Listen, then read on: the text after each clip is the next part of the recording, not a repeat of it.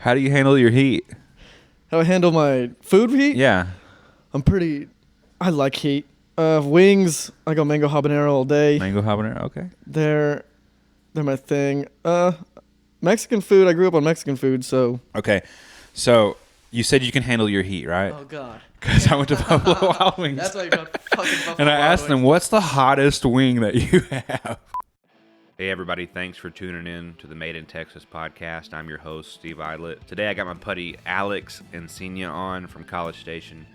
He's a local comedian / producer, showrunner guy over there. He sets up a bunch of shows. And I met Alex probably a year ago at the College Station Comedy Night, downtown Bryan. They have a weekly show over there that's done in like a basement bar in a hotel over there in downtown. It's really cool. It's like an old school hotel. And he's usually the one setting it up and putting it on.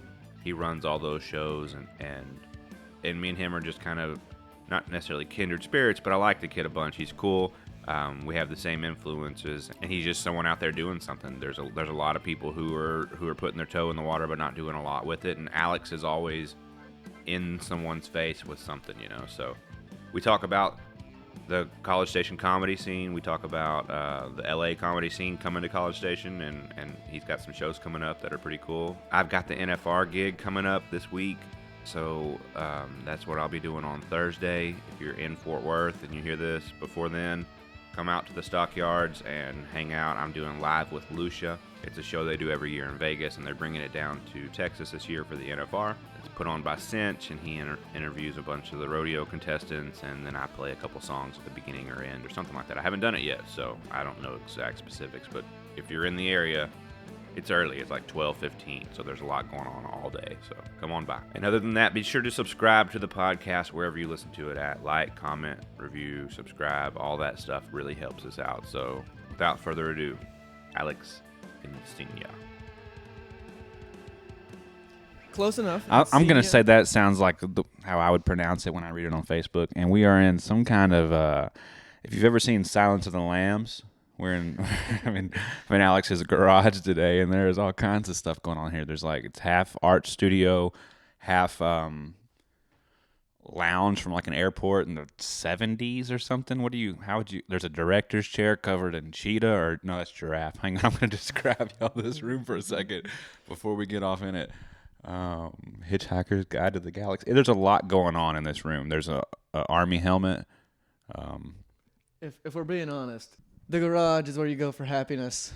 I feel like you nailed it. I'm a little nervous, and I'm having a good time. All of our couches turn into beds here. It's really delightful. By design. Yeah. By design, for sure. Right. So I'm in the big city of College Station, Tejas, right now. I used to live over here, 2007, 2006. Oh, cool.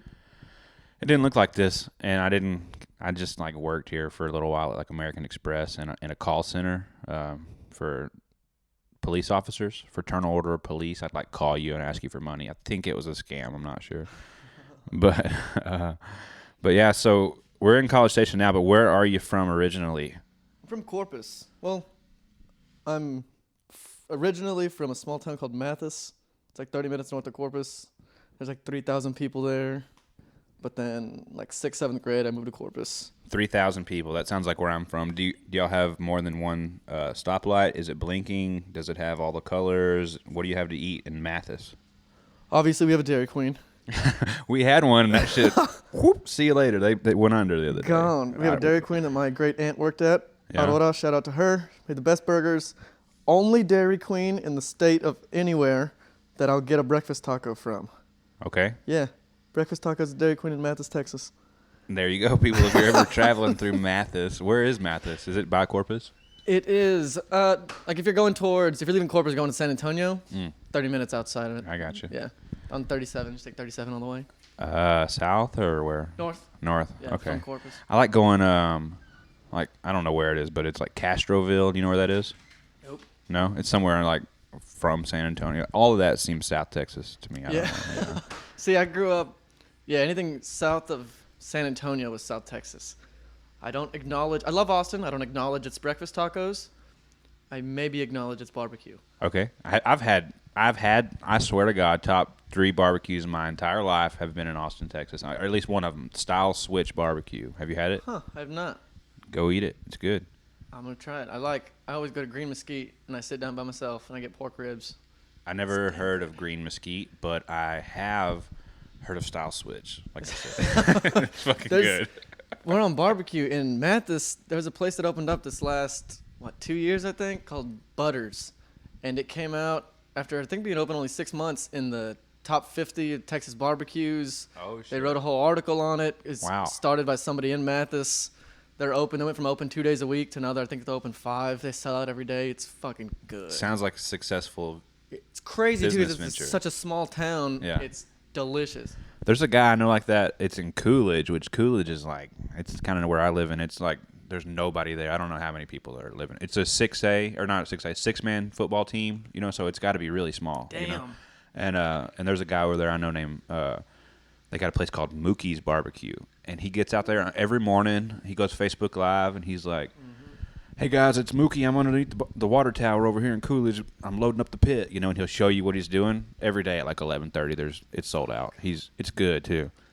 He has these things that are mango habanero beef tips. God, Oh, damn it! mango habanero beef tips.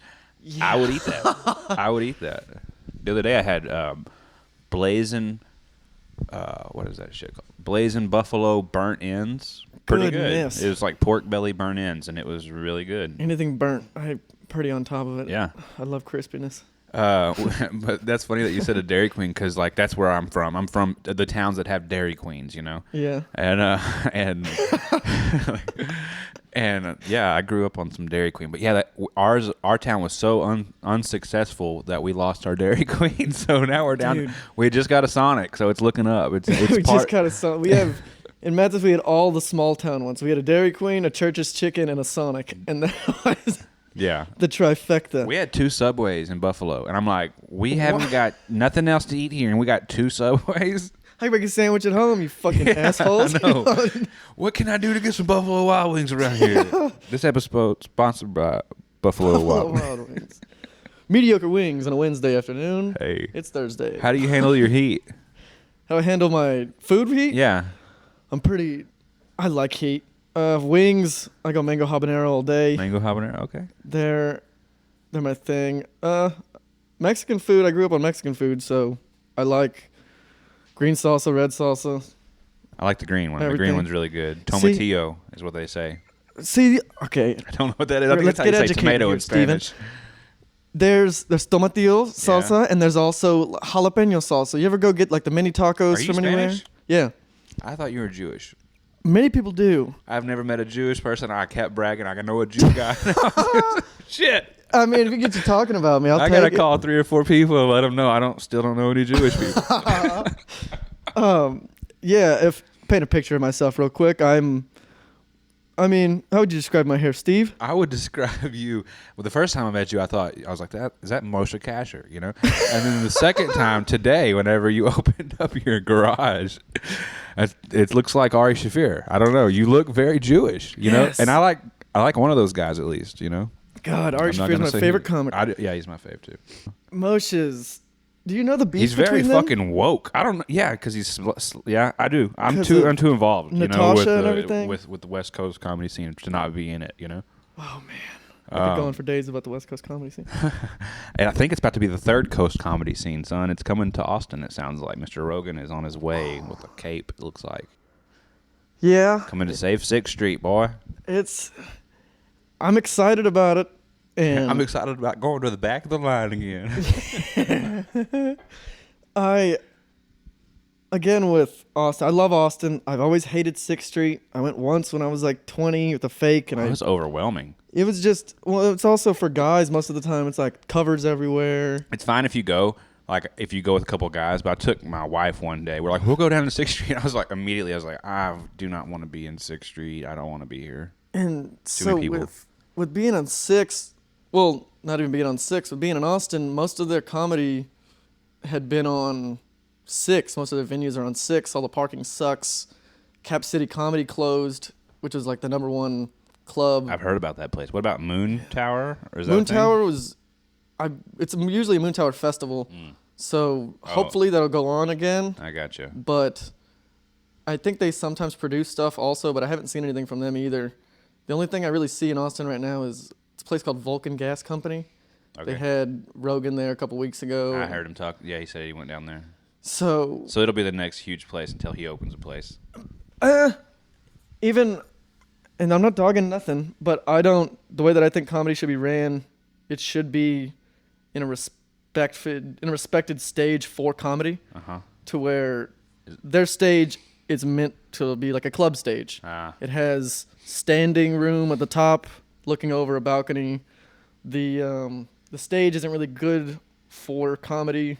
It's not made for comedy, if you know what I mean. I gotcha. So I'm trying to find a venue in Austin to hopefully make it the next thing. And I know Rogan's talking about opening a store. I'm trying to get kind of seen before he opens his store to where I could either work with him or, I mean, if I could work at the store in Austin, that's the only job that I would You really... look like his best friend already. Just sneak in there and just start saying really racist stuff, and they'll think it's our Ari. Just keep acting the same, I guess. Yeah. Oh, hey, everybody, Hey. it's me. I got a venue, man. I've been working on a venue. We bought a little place, like an old school building on downtown Main Street in the town I live in, Tig. We've been doing a farmer's market out of it once a month, but I'm about to build a stage, and it's an outdoor venue, so... Oh, dude, I would love to do something over there eventually. Yeah, I'd like to get y'all over there one day. And I was even thinking, like, all these people, I always hear all these people complain, like, you can't go anywhere. It's not outdoor venues. It's like, if you had someone who sold a ticket, who was actually ticket-worthy coming through, why wouldn't they drive down 30 minutes, down 45 for it, you know? And I think that what y'all are doing around here, like, every time that I've come down here, like, at one time I came down, I did that storyteller show with you at Revolutions, yeah. And that was pretty fun. It was awesome. So, I mean, I like all the stuff y'all are doing. I did comedy one night. I did something like that, some kind of version of stand-up comedy one night in that basement bar. 5 Knocks. 5 Knocks, yeah. So I always have fun coming down here. And you're the one running the show on all that stuff, huh? Yeah. I thought you were that other guy at first, to be honest with you. The guy that just kind of showed up? No, the guy, you know what I got. You know the guy? Ollie? Yeah. Yeah. Okay, yeah. You thought it was an actual... I thought you meant like the other guy as far as like in comedy, the other guy that shows up and kind of sucks and like thinks he's doing stuff. No, that may be still. I'm Still not might sure. be. No, I'm saying the guy. Ollie, the guy who was running stuff for a while. I was like, oh, I guess this is Ollie, and he's like, no, that's Alex. I was like, okay, well, where's all his funny Twitter banter at? You know, so. Funny Twitter banter, yeah. Yeah.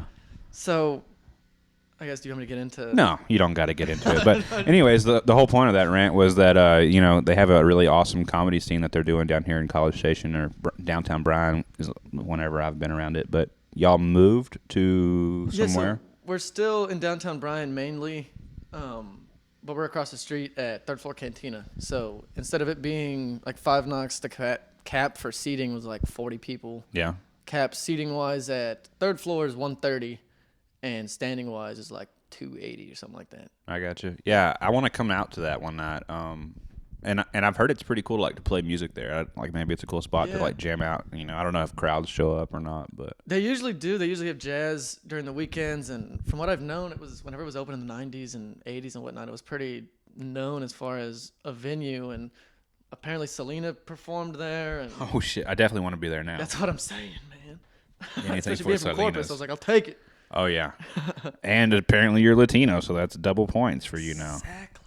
I have a whole list here. We can go through it. We already got Tuesday comedy nights handled. We already know that you're from Corpus. What part of Corpus? I got a buddy from Flower Mound. Is that a thing? Do you know what that is? Or Flower Bluff or something? Flower Bluff, man, yeah. I went to school in Flower Bluff. So, oh, really? Yeah. Okay. You might know this guy.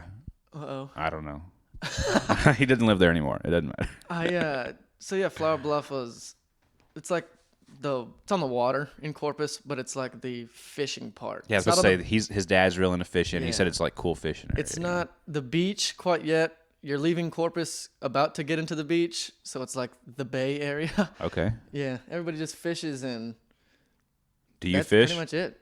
When I'm in Corpus, my grandpa's a fishing guide, and I fished when I was a kid, but it was... I mean, I like it. I just don't like. You want to shout out Grandpa's Guide Service?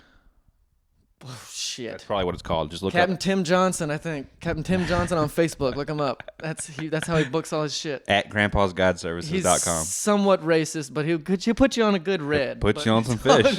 He might say the N-word 2 or 3 times if you don't set the hook right, but he'll put you on some fish.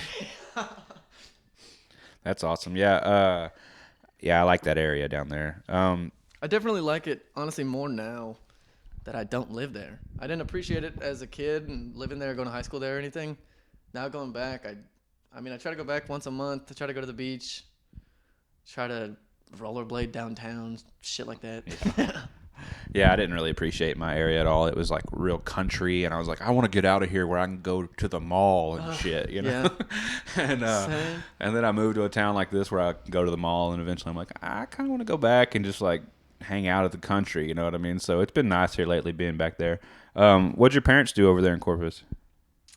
Well, my dad... Can I guess first? Go ahead, yeah, man. I feel like your mother is like a salsa teacher. She teaches salsa dancing.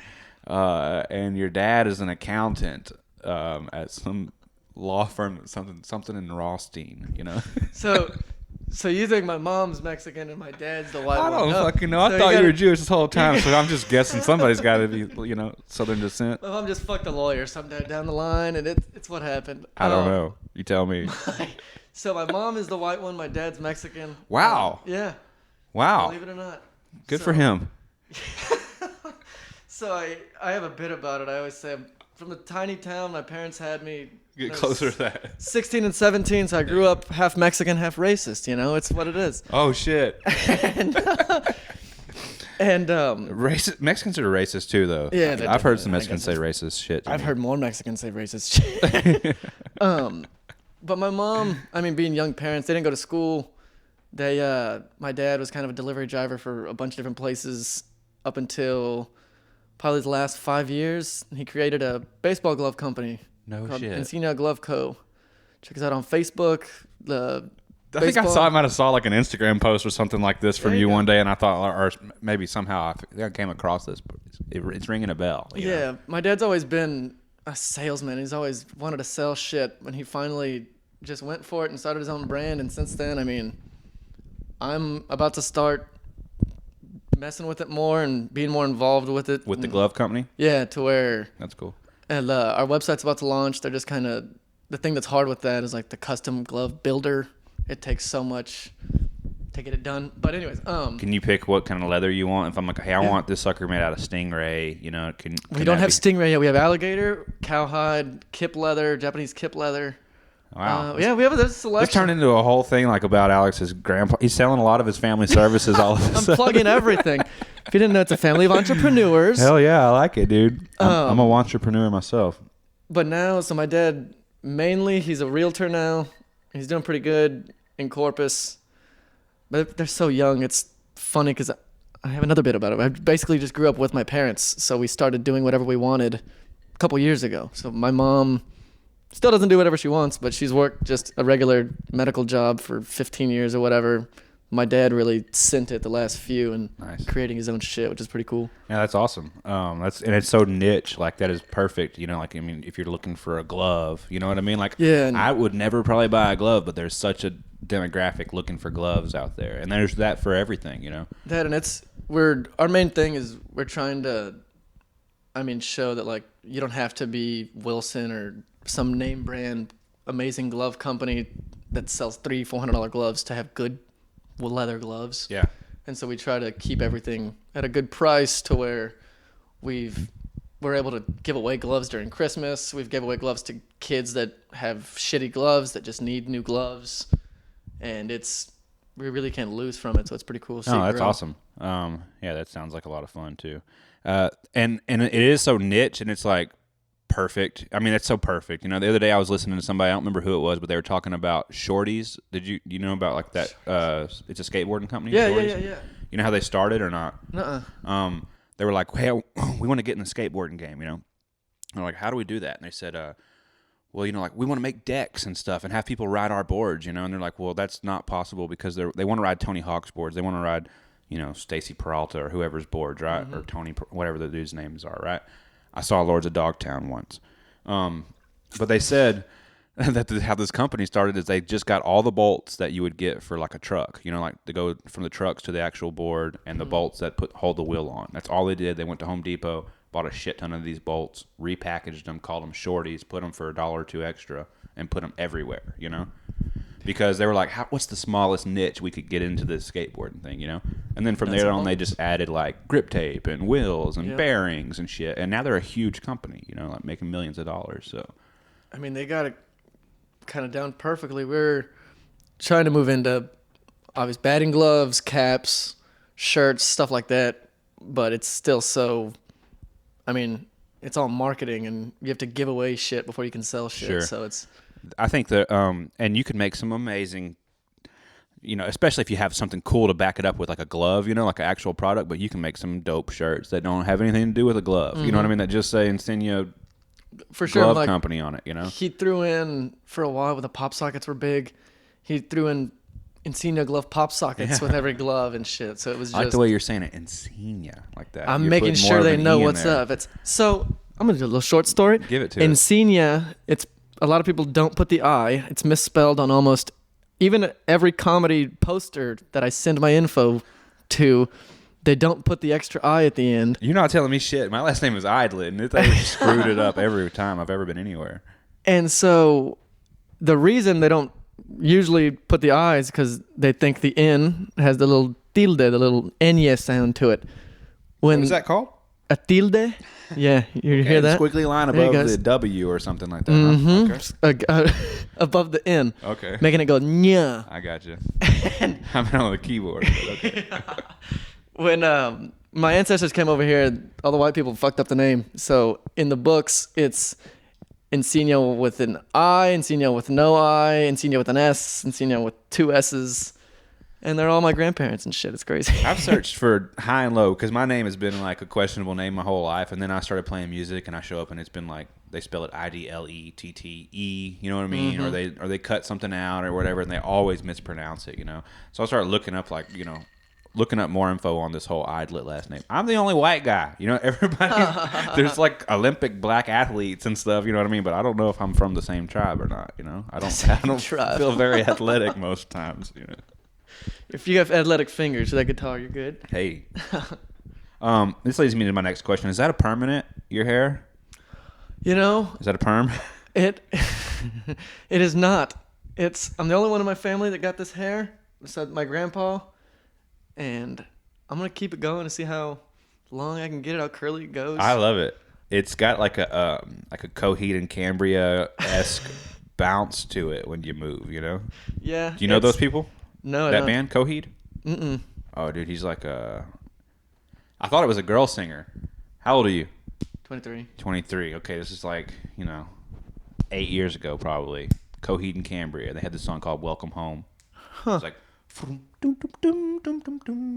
Oh, okay, I know that song. Yeah, and it's like real high-pitched or whatever. That's like a 7-foot, 380-pound Samoan dude. But it sounds like a girl. My whole life I thought it was a girl. Until I saw the video one day. I was like, what the shit? What the shit? And your hair reminds me of that dude's. I'll take it. I haven't got... What did I get the other day? I got Stephen Wright, famous comedian. It's got told I look like him. I'll take it. Do you have an... Okay, can you give it to me in the way Stephen Wright would do something real quick? Okay. Because he's real fucking... He's really like this. I mean, my hair is... People ask me about my hair. What do you want? I mean, it's hair. Is it alive? Is it dead? It grows? It's curly? What do you do to it? Shampoo, condition. I have nothing else to say. Yeah, that's a good Stephen Wright. I'll give you that. All right. He's like Stephen All Right. You know what I mean? He's not like, God damn it. Steve will be at Third Floor Cantina every Tuesday at 9 o'clock. I'll be the guy fucking taking tickets at the door. So remember the other day, or not the other day, but whenever at the beginning of quarantine when we still had exciting shit to watch, it was Tiger King. Yeah. Tiger King came into play. And I've since deleted. I do this thing where I just delete everything, But I deleted the episode off of Facebook because it didn't make sense episodically with what I'm doing now. Like I'm on episode 4. That thing was episode 9 or something. So when we get to episode 9, maybe I'll re-release the Tiger King episode. But There was this beautiful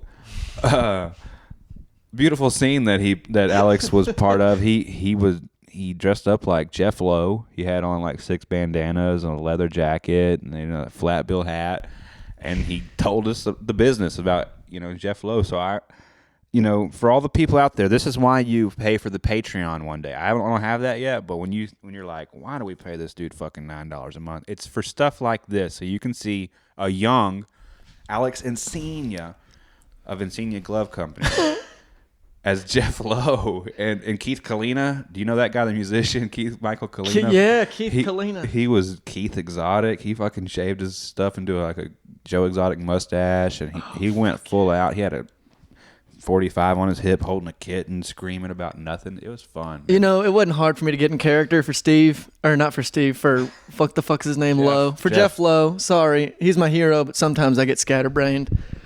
I just went in my closet and put on what I'd normally wear every day. My solid reflective American Fighter t-shirt, my American Fighter hat, and, I threw on my DC shoes and I just went for it. You had like were you wearing what kind of jacket? Like a denim jacket or something? Oh yeah, that's my everyday denim. I have one with sleeves, one without sleeves. I fight in that denim, you know what I mean? How you been spending your pandemic? Oh, never mind. Hang on. First of all, I seen the other day on Facebook you were giving an Antifa lesson. I guess you're part Antifa. He's part Jewish, part Mexican, and part Antifa. I saw the election was coming up, and I saw too many people on the news just incorrectly throwing these objects at these windows. Windows not breaking, bricks not flying the way they should. So I put on a steady tutorial on which bricks to and which bricks not. I mean, all bricks you should throw, but which ones are best to carry with you and which ones are better for smashing glass. There was a legend on the side of the screen. It was like, this brick is good for smashing people's windows, and this one is good for murder. Most are good for murder, but it's how you use the brick. And the other one, I was showing my spirit of giving in the holidays. I was putting out bricks in front of my mailbox the day before the election, just in case. I know most people, especially the people that go out and riot, can't afford the bricks. So I feel like you just profiled a lot of people who were rioting as people who couldn't afford bricks. Oops. So brings me to my next question. As we're in this giant, beautiful mansion / weird basement garage triptym place that you have in here, it's part art gallery, part cheetah den. How do you pay for something as big as this? Is it all through comedy, or do you have a trust fund, or are you secretly running drugs for the cartel? Unemployment. Hell yeah, dude. No, before this, I sold my You got an OnlyFans or what? Shit, I wish. I'm working on it. I'm trying to become a pimp of OnlyFans. You know what I'm saying? I'm trying to promote people's OnlyFans. Wow. They don't have to deal with any promoting, no 10%. Marketing. 10%? If I can get 4 people under me? I mean, OnlyFans is like fast food. Everybody says they don't need it, and they see a deal for $4. It's like, you bet. It's $4, dude. You're losing money if you don't. Exactly. I feel bad if I don't buy it. Right. But I was bartending before this, which, I mean, not to get all somber or anything, but I lost most of the comedy stuff when COVID started. I lost my job, my bartending job. Ooh. Say it with me, everybody. Ooh.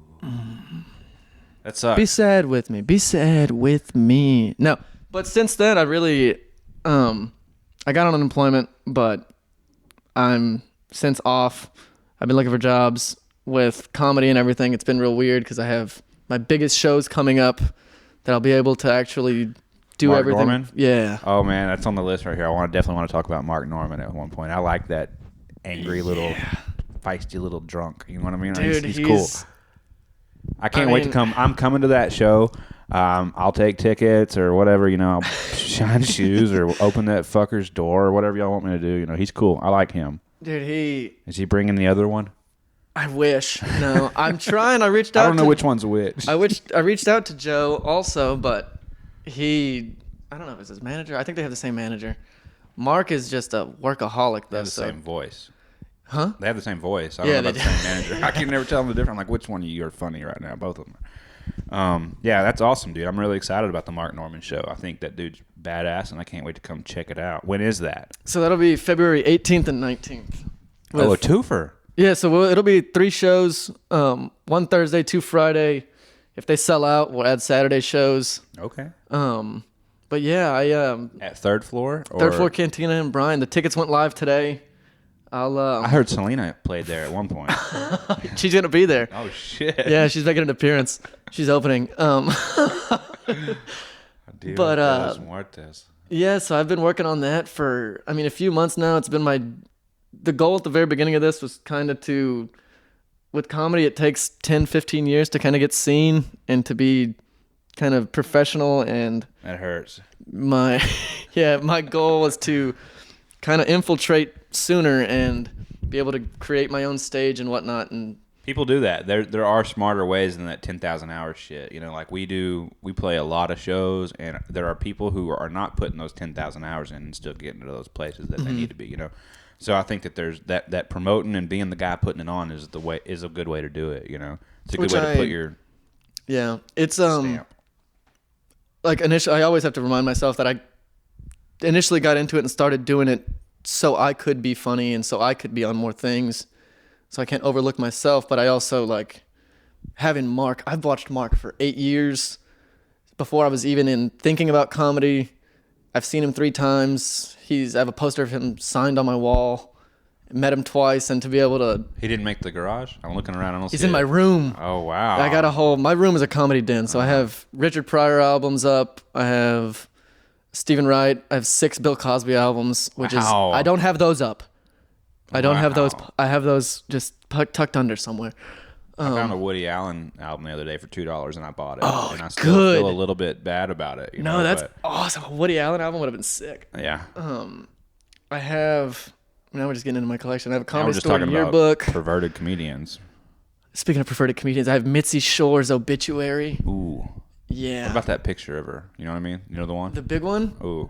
I'm trying to get that tattooed on me, man. She's my idol. Yeah. That's... as far as running shows correctly, making sure she stood by her brand and she knew what she was doing and created the best club in the world with the best comedians to ever live.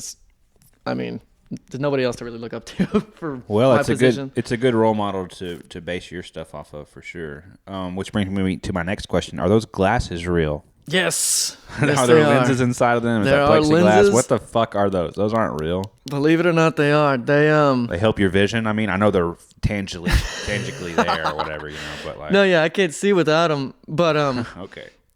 I got a weird face. I got a skinny face. And I got a weird head. They're very David Koresh, if you know who that is. Oh, I know. Okay. It's your Uncle David, as I call him. I straightened my hair the other day. I let my little cousin straighten my hair on Thanksgiving, and I looked exactly like David Koresh. I've been thinking about going mullet. I think you could mullet out hard in that thing right there. I've been told to do that, too. I think we should go together. That'll be a whole episode. We just both go get mullets and stuff. We'll film Subscribe to the Patreon. It'll be on the Patreon. It's on the Patreon. Also, did you knit that sweater?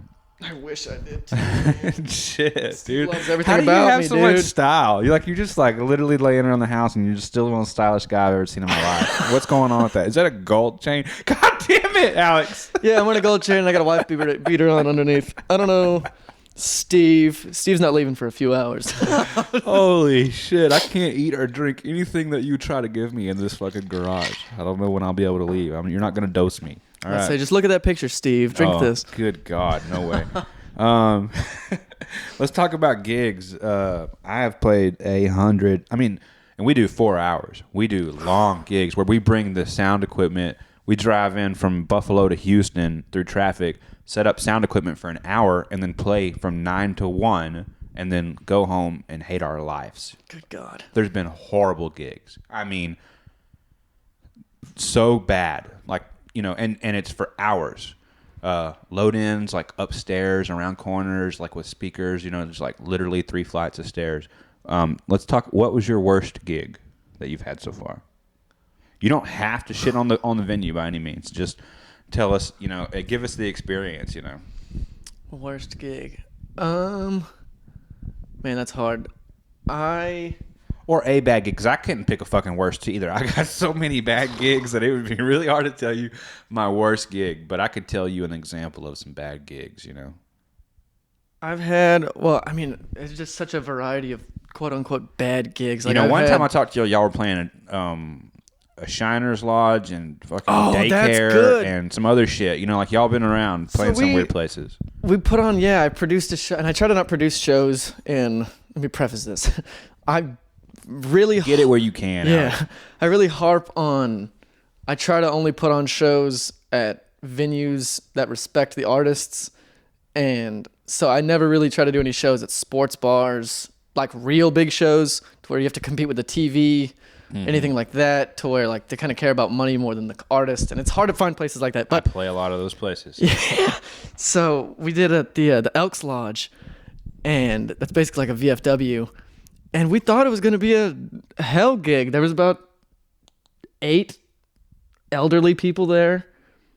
But it ended up being probably one of the funnest gigs we've had because we just shit on them the whole time. On old people? Yeah. What's with that little furry thing on the top of your head? And they just loved it, which was awesome.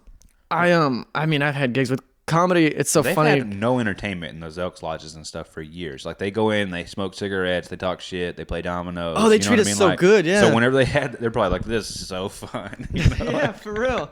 We haven't been back since COVID because I think everybody kind of doing passed out. No, I'm just kidding. Everybody's got a little pre-existing condition.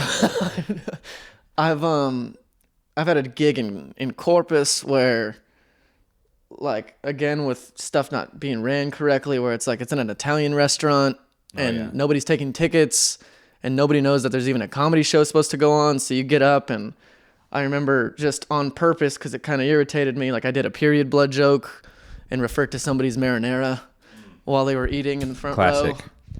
Just because, I mean, if you're eating spaghetti marinara in front of me while I'm doing fucking 20 minutes, how am I supposed to? Who's the asshole there in that situation? Is it the guy eating spaghetti marinara at the Italian restaurant? Or is it this fucking Jew kid who won't quit screaming about his mom's period? Yeah. It's both, you know. It's both, because I have played so many gigs where I play like this new song that I wrote, and it's like I put my heart and soul into this, man. It took me 6 months to write this. Somebody's like, "Sir, more chips and salsa." They're like, "Can I get some ranch?" You're like, "Fuck you." Or even, I mean, there's so many. That's on me. I shouldn't be at that fucking restaurant. There's so many, even if their gigs are good and the place is good, like a lot of comedy clubs are fucking in malls. Oh. So they're like, you get out of the comedy club and you see a Chuck E. Cheese and it's like, what am I doing? Yeah, at least there's comedy clubs in some of these places, because when I grew up, there were no comedy clubs. The first time I saw comedy was at besides like TV and stuff, was at a wedding venue that these people rented out and put on their own show from Dallas. They came down and sold their own tickets, and it was awesome. I mean, I don't remember that it was necessarily the most funny comedy, you know. And honestly, I watch a lot of comedy. I watch all the comedy that comes out, and I'm kind of not immune, but I'm kind of like stale, you know, into that some regards. So, but it was a fun night that they came out, and like, you know, for that area, for a small town, it was cool. No matter if they were headliners or who they were, it was just something cool, you know. Yeah, and I really like I try to hop around. I go to any small town if I can, if they have a cool venue. So we have Navasota, we're going to go back. They have the art gallery there. We play there too and play music there. That place is awesome. It's fantastic. I've seen you do the stairway thing there too. Yeah. It's pretty cool. They have y'all should tell jokes in the stairway, you know. That would be cool. We could get put on just one, you know, like a 20-second thing. Yeah, just a quick bit. The whole place, it's in an old school building in downtown Navasota. Like, you can take a freight elevator up. Yeah.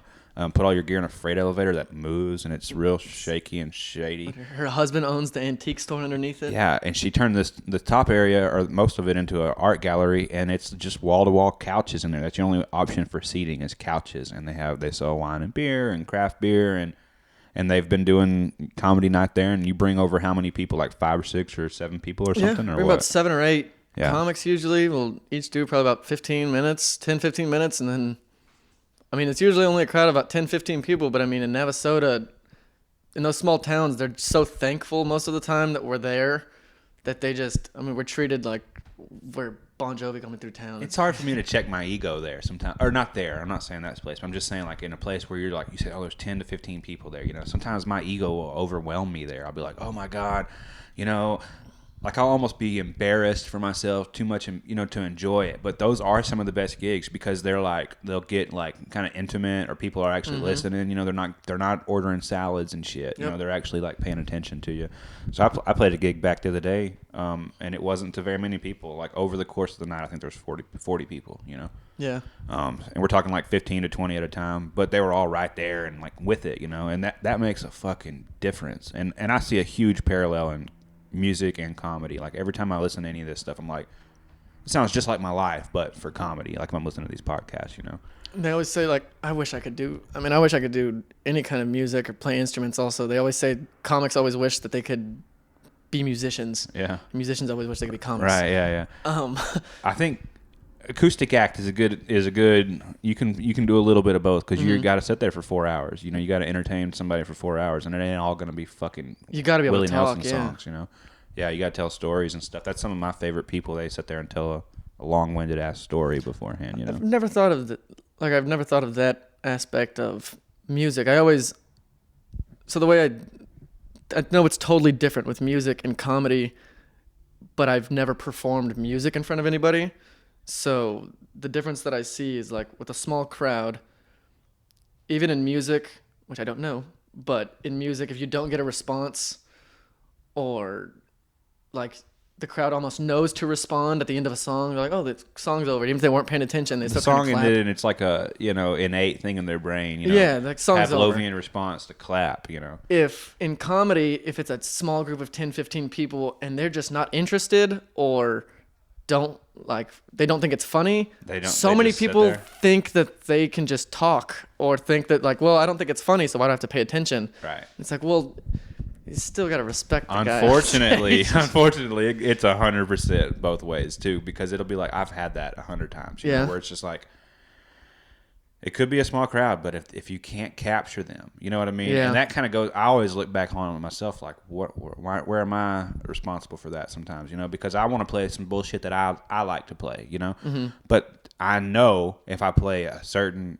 type of song that they'll get response, you know what I mean? So it's like... Okay, I see that with like even doing certain types of jokes in certain demographics of audiences. Yeah, and you're like playing the room, and you're kind of like, you know, and it's a long ass time to sit up there, you know. So, like I said, some of my favorite musicians, Todd Snyder, he'll tell a 17-minute story about this person who robbed him on a freeway after he got in a train or in a you know 18-wheeler with him from Matagorda to Texas or whatever. You know, he'll tell this long-winded story, and then he'll have like a 3-minute song about it, you know. And to me, I think the stories and that stuff is better than the songs. Sometimes I'm like, fuck the song. We already heard the song. We can watch it on Spotify. Tell us another story. For real, yeah. You're getting closer to them. Well, it's again with the intimate crowds. And that's why I liked coming down to y'all's deal, because I was telling Travis. Travis plays lead for me, and he does some comedy stuff up here with Alex too. And I was telling Travis, I was like, what's the worst that could happen if I come up here? Like, I bomb a shit ton of my life. You know what I mean? Like, bombing is part of getting better as an artist, in my opinion, a musician, you know, comedian, whatever you're doing, is sucking at something. Makes you figure something out. When you suck at something, you're like, why did that suck? And then you're like, oh, it's because the lighting was really weird, and it's because I didn't plug the audio right, and then you start adjusting those things, you get better, you know? But... what the fuck was I talking about? Where was I going? So Travis, intimate, 5 knocks. So I'm like, what does it matter? You know, like if I come up there and bomb at y'all's comedy night, I don't give a shit. Yep. There's 40 people there, or 50 people, however many people were in that room that night. If I bombed, I fucking bomb in front of hundreds of people for hours at a time. So he's like 5 minutes. I was like, oh, I can fucking scratch my ass for 5 minutes if I have to. You know what I mean? Like 5 minutes, I got that. You know, that'd be fun to go do. You know, I didn't even think of that difference either. If most of the time, even if you're a headliner, the longest you do usually is an hour. If you're an opener or whatever, or even open mic, you're up there 5 to 10 minutes. That drives me nuts. And you can get the fuck out of there. Yeah, that realization makes me go, I'm in the wrong shit. I'm carrying too much heavy gear for no fucking money, and having to entertain people for 4 hours when they ask me about George Strait songs, and I don't know any George Strait songs. You know? George fucking Strait songs. And that's my fault. Again, it goes back to extreme ownership. You know what I mean? It's on me. I should learn some fucking George Strait or quit playing where people want to hear other people's shit, you know? But it's a yin and yang out there. It's very, very yin and yang. You remember your first gig? I do. It's call back to Cap City Comedy Club, RIP. I did my first open mic ever at Cap City. I believe February. I've only been in it for a year and a half. February 2018, 2019, something like that. I went up and I did a joke about the first time you don't cry when you get spanked and how it's pretty gay. Yeah. All of a sudden I'm just getting spanked and I'm not into this. Because he hits you and then your dad's like, oh, is that not hard enough? And you're like, well, you don't know whether to say like, no, it's good, or to turn around and say like, harder, daddy. Yeah, right. But yeah, I didn't do bad, and it was a weird kind of come up from there, because then I just started running shows like a month into doing comedy. Yeah, I mean, I think that's a great way to do it, and that's a lot of my format is how I've got gigs is by creating the gig. You know, like if we don't, no one gives a shit about listening to you go play, so you go find somewhere that you can play, and you know, if it happens to be a restaurant, if it happens to be, you know, whatever, the back of a laundromat, and you can promote the gig, then I think it's cool, you know. For sure, and that's initially. So I don't really like saying the guy's name, but at the very beginning, here in Bryan, I just looked up if there was a comedy club, because somebody had mentioned something, and I found one, and it just popped an ice cold beverage right there, folks. If you heard that, y'all hear that? I know you heard that. Look. So I reached out, got no responses, kept reaching out, and I was just asking. Again, I was infatuated at the Comedy Store with Mitzi. I was just asking. I'll do whatever. You're just looking for a handout, any kind of like, hey, you could come here on Tuesdays and nothing happens, so you made your own. Basically, where I was like, I'll go run for you, I'll manage whatever, as long as I get extra stage time. And then they finally hit me back up a month later and were like, have you ever ran a show? And I was like, well, no, but I know everything about it. And then asked me about managing. Fell into it, started running shit different and better. The venues asked me if I would stop working with said guy, and from there we kind of just, like, in Houston, all the comics in Houston that I work with, I had people not coming down because they didn't like that Tommy. Guy. Yeah. And so now, like, Tommy. Yeah, we'll call him Tommy. There we go. Yeah. Because they didn't like Tommy, and you're now the that even Adam Egert or whatever. I'll take that, man. That's what I'm trying to do. These people, don't know my name is what makes me hurt. I know all their name. I know too much about them.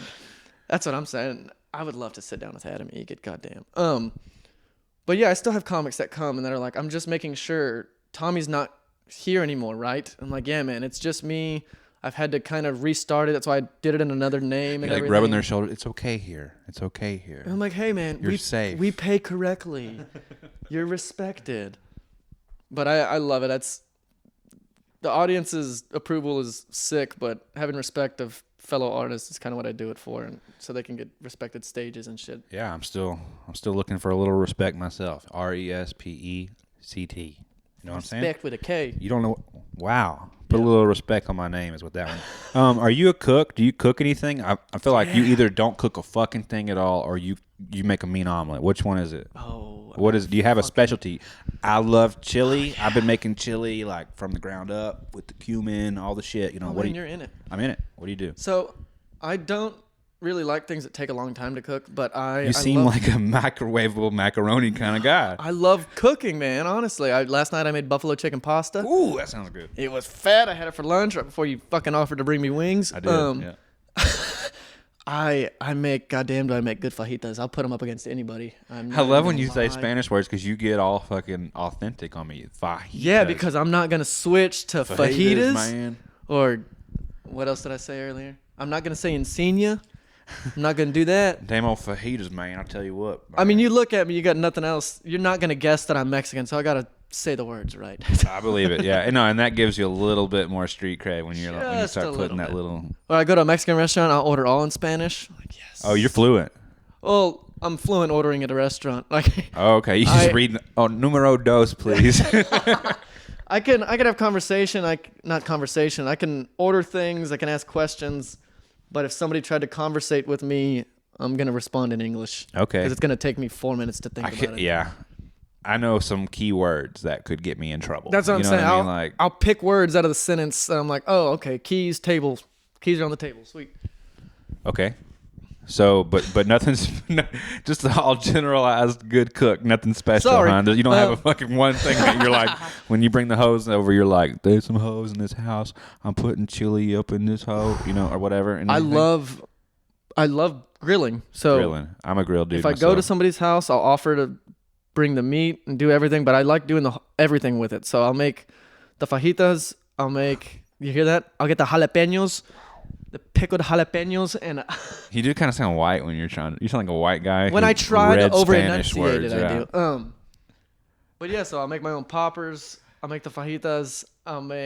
What's the word on the wall right now? Ruca. There's a giant Mexican graffiti mural on the wall, and he said he's only doing it in Spanish words. Last month was pinche. They change it every month, and this is ruca, which means like a girl that you love, like a girl. Okay. Yeah. Okay. Ruca. All right. And what is the other word? Pinche. What is that? Pinche is one of my favorite words. That's basically, it can mean fuck, but can also mean stingy. One thing I don't know about the Spanish culture, and you may be able to enlighten me, is why do they say my verga so much? Oh man, because it's it's a positive, it's a negative, it's a wow, it's almost like every word though, because it's like that's for everything. Pinches. Oh no way, pato way, whatever. You could it's say okay. vete a la verga means like go suck a dick. Right, pinche la verga way or whatever. Pinche la verga, and because it means dick, but it also means like that don't mean dick. Yeah, and, like that don't mean shit. Okay, and like cállate la verga, like that. But it also means what the fuck too. Like they go mi verga or whatever. Yeah, it depends on how they say la verga, it means like. There you go, dude. I mean, you already got one more word than me. I already know that. The Spanish language is so weird. It is, and I've had Duolingo on my phone before, and I learned that apple is manzana, and blue is azul, and that's about it. If we're talking about blue apples, I got you, dog. After that, you need to order. Do you believe in ghosts? Oh, what kind of ghosts? I mean a ghost.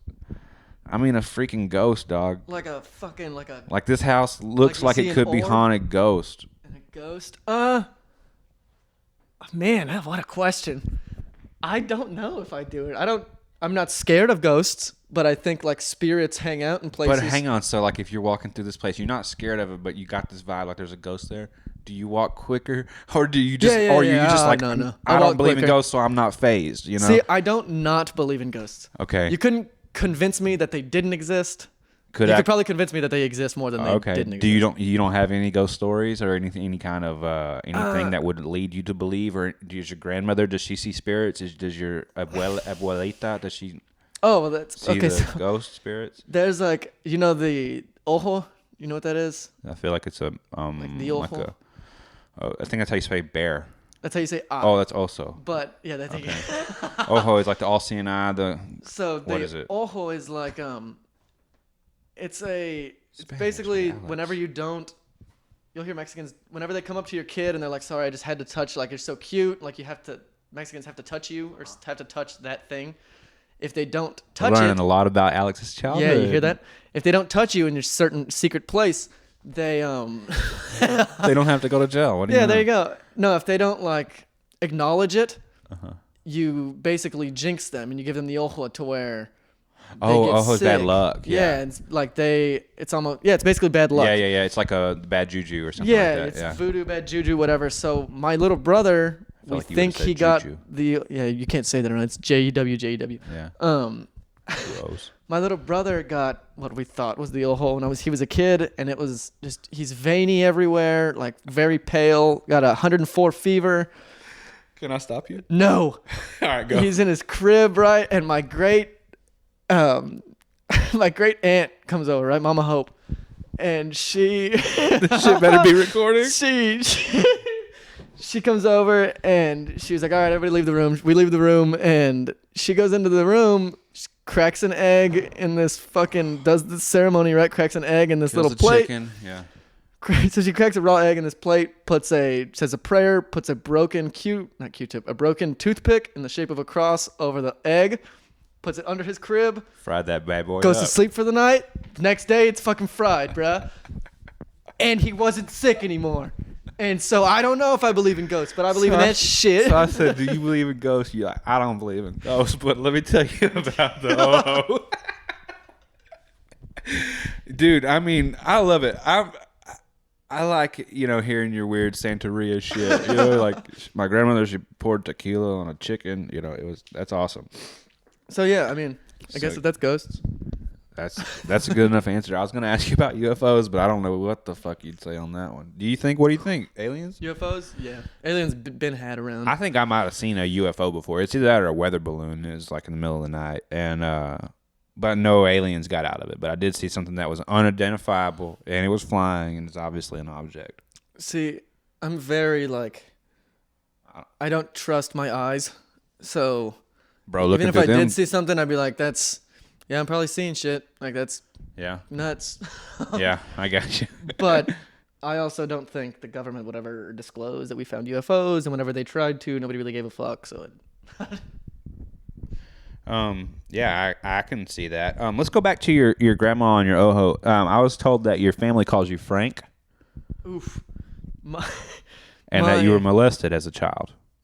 A little bit of both. Oh shit! Okay, one of those. This is called one lie and a truth. I don't know which one's which. Yeah, it's one truth, one lie. This is coming from your Uncle Ray. He wrote in and said that he loves Uncle you. Ray. What the fuck was the question? I don't remember. Let me see here. Oh, Frank. Why do people call you Frank? I heard that someone told me. Oh, shit. I thought there was going to be like a cool story where they're like, this dude, one time we took him to a Rangers game. He got 100 hot dogs. We call him Frank. No, middle name. That's not as I was really hoping. I had that this would take 3 to 5 minutes for the Frank story on the book. So I figured some shit out. It's Alex Frank Encinia. And there is a story, like it was supposed to be, I'm named after my great-grandfathers on my Mexican side. So one's Mexican, one's Spanish. So it was supposed to be Alejandro Francisco Encinia. Boy, that's a damn at handle right there, boy. Yeah. Could you imagine if my name... on a t-shirt? Shit. That's what I'm saying. And I look like this. My name's Alejandro Francisco Encinia. I got to say my whole name Please put all that the as time. your name back. I swear to God, this is what's holding you back. Diversity. You're going to get in. You're going to get a shoe in. I'm going to get a shoe in. My mom, being white, she was like, I want to be able to pronounce my child's name. So Frank. They changed it to English. So gotcha. It's Alex Frank Encinia instead of I gotcha. amazingness. I really do think that might help. They're really looking for a certain demographics that are not white people, and Alex sounds like a white name. Yeah. So if you went to Alejandro Francis, I've thought about it, but I also don't know how big of a douche I'd be if they're like, oh, is that your real name? I'm like, no, I just put it in Spanish. No, I mean it is my real name in Spanish. I mean it is, but it's like not here, I Right. guess. But I also I play into the I think I look like a character in my whole thing, so I have Mexican jokes about looking Jewish and my hair and my glasses and everything, so maybe you should do the whole Tom Segura thing and do an hour in Spanish. Could you Oh do that? man, Just if I could you speak ordering like that. fucking entrees. Yes. Uno más burrito, por favor. I'm just reading a taqueria menu. Hell yeah, dude. Well, this has been a lot of fun. You have anything else that you want to promote or anything? Like, where are y'all playing right now? I know you're doing third floor stuff and you're doing some stuff in Madison or Navasota. You're going to be at the TIG Farmers Market soon, not the Farmers TIG Market. Not the Farmers TIG Market. Fuck, I got to get all new shirts and hats, bro. It's going to be expensive. You know what it is? The Farmers and Market, it's not too much smaller than the TIG. Yeah, that's why. I know. It's kind of like, oh, well, that one's a little bit bigger. Well, these are on sale right now. Apparently, y'all hit me up and I'll give you one of these old school vintage ones, the first round, for $20 a hat. You can get on the Patreon. Holler at your boy. Okay, let me try to remember them all. This week we have a special show in Bryan at Third Floor Cantina. We have Filth. It's usually in Houston. We have 6 comics coming from Houston doing all uncensored stuff. I mean, it's always uncensored, but this one we're getting pretty filthy with it. Every Tuesday we're in Bryan at Third Floor Cantina. We're going to be in Brenham at 4 Star Concert Hall once a month. We're there December 18th. We take 4 or 5 comics there every month. We have a great show. And then, we're going to start our big production of shows starting in February with Mark Norman, February 18th and 19th. You can follow us on Facebook and Instagram at Rogue Comedy, Brazos Valley Comedy. You get the ticket links on there. Can I come host some of this shit? Can I come and maybe not Mark Norman, but let me host one night. I want to come and host. You could definitely come host. Okay. That'd be cool if you could host like a local showcase and shit. Travis on it and all of us on it. That'd be fun.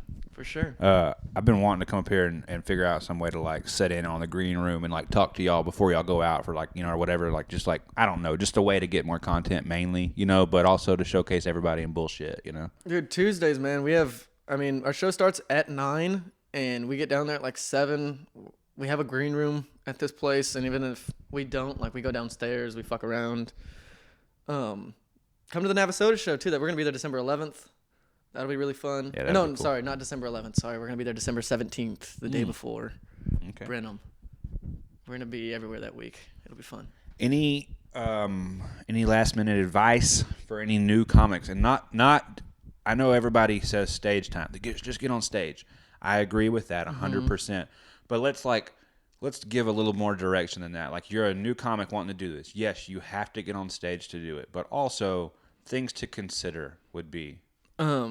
Which this is my opinion, but I'll stand by it until I die, pretty much.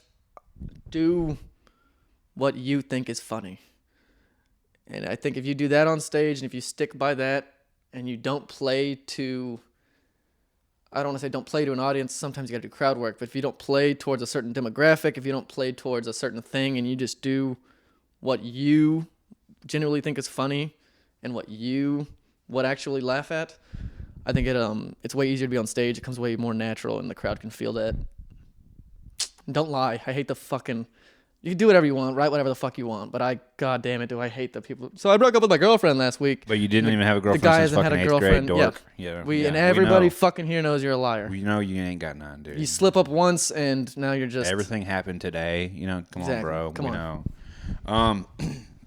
Okay, so you said you can handle your heat, right? Oh, God. Because I went to Buffalo Wild Wings. That's why you're going to fucking Buffalo And I asked Wild them, Wings. what's the hottest wing that you have? And they told me this one that I was supposed to like. They do contests with it, and like you win shit, right? But I didn't have any prizes to bring you, so I was like, we'll go one step down from that. So we don't have to do this, but it would be fun. All right, I'll eat one with you. I'm with it. And then we're gonna talk through it and talk about maybe our favorite travel story. I'm sorry, I just dropped the microphone. That's a very expensive microphone. Okay.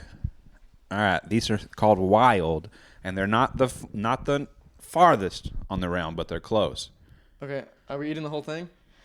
I mean, I'm going to pick one up and just work on it. I don't know. We'll see. Oh, we're going to talk through eating it. Okay. Yeah. Yeah, you have to eat this whole thing. All right, cheers. Cheers. Is it good so far? Yeah. Tastes like buffalo. But hotter. So I seen you were in L.A. not too long ago, skateboarding around on the Sunset Strip, or like, I don't know what's anything in L.A. because I've never been, but near the beach. Mm-hmm. Tell me, you were like in like very shiny pants or something on skates. What the fuck? What the fuck was that? I don't know. On your Instagram, maybe. Do you skate? I went to... I mean, how many beaches do you skate at? Shit, where we can't figure this out. 2. 2. Yeah, I rollerblade occasionally. Only if I'm wearing a crop top and jean shorts, though. Went to Galveston. That was fun. But LA during quarantine was fucking like... That's real Armageddon looking. Were you Antifa or why were you over there? I was trying, but everything's closed, man. You didn't put your fist through no Gucci buildings or nothing? Believe it or not, I think this is fucking hilarious. My buddy just texted me and was like, hey, I gotta go pick up a bed frame from IKEA in LA. You wanna go with me? Dork. No, I'm not. And I was like, sure. They don't got IKEAs in Spring or somewhere like that. Yeah. So we drove from San Antonio to LA in a day. And it was 20 hours. You'd be surprised how much that napkin is being picked up right now. Oh, really? I'm sorry. Oh, we've been slobbering into the microphone for fucking 6 minutes. It's fine. Keep going. I was just amazed about the ASMR thing that was going on. But it was still cool to be there. Like, again, I was infatuated with the Comedy Store, so I just wanted to go by. Put your hand on the wall?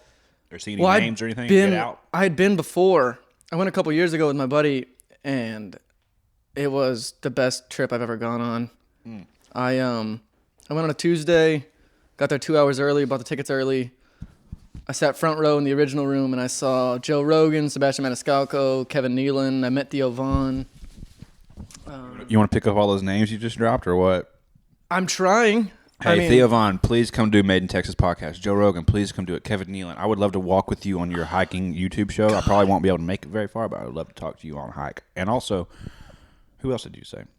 I saw Bobby Lee. Bobby Lee called me a nerd. Oh, dude, I would love to fist fight Bobby Lee behind the Comedy Store parking lot, you know? He grabbed my face and pointed at me and called me a nerd. That was a crazy Have you seen trip. his brother? Billy Lee? No, I don't know. Stevie Lee. Stevie Weeby. I have not. His name's Stevie Weeby. He looks nothing like Bobby. He's all like jacked and shit. You know those wings. Honestly, I'm disappointed in the heat factor. I thought we would be like crying. This was honestly very anticlimactic, people. I'm very sorry. Next time, I'm buying the fucking hot ones. And I was say we just treat wanted like a snack at the end. suppository. Yeah, no. Instead of just I thought this was going to be more dramatic. Fuck it, we're canceling this episode. The very end. All right, man. Well, I appreciate it. I had fun. I appreciate you, Steve. I need $1.50 for that wing. I got you. All right, bye. And that's it, guys. That's the episode. Be sure to follow along everywhere at Alex Encinia. Check out his dad's glove company, Encinia Glove Co. I just checked it out on Instagram, and it looks totally legit. I'm at Steve Idlett everywhere, and be sure to subscribe to the podcast, and we'll catch you next week.